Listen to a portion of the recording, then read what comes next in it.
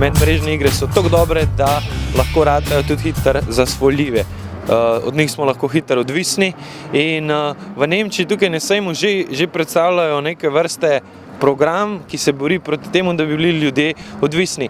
How do you know when you're addicted to it? Yes, online games can be very fascinating because you have always something to do. You have always something to work. You are always maybe the only one who can save the world. So it's especially for young people, a very interesting world you can live in. And so you can see if a boy or a man seems to immigrate in the virtual world and is not participating in the real world anymore. Okay.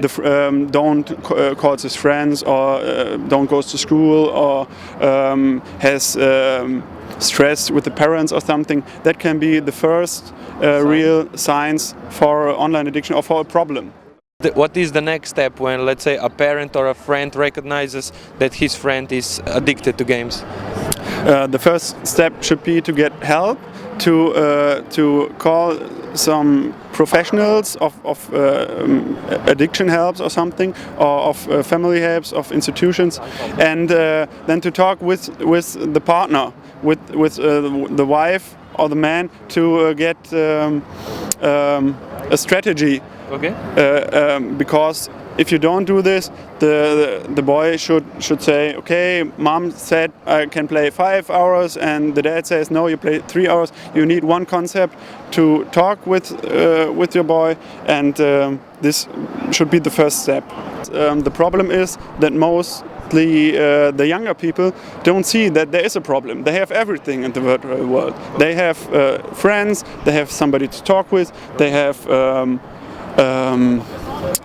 they get everything. They just get everything. Okay. So they don't see that there is a problem. So the first step is to tell them and that they recognize that there is a problem. Okay. And the second step is that they come into our in our setting to talk with us what they can do to not immigrate in the virtual world so much and participate in the real world. Okay. And the last step really is, it's really new in Germany, that we try to get them in a hospital or something. Okay.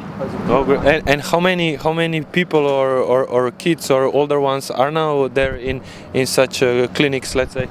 It's hard to say because online addiction is not in the ICD-10. That's the international classification of disease. Okay. So it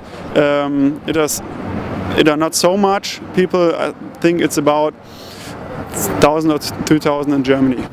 Which games is the most addictive now? It's just because of the number of players. Is World of Warcraft. World of Warcraft has over 11 or 12 million players worldwide. That's more than. But there are also some browser games, online browser games, who are getting interesting for the young people, especially for the really young people, because it's really easy to play just over an internet browser without buying a game. The last question is, what do you suggest to the parents and to the kids who play games?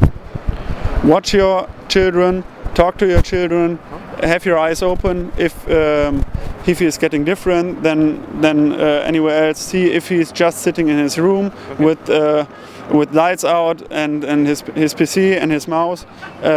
And if you see there is something that's different than the years before, talk to him and say, son, I have a problem. What happens? Can I help you? Okay.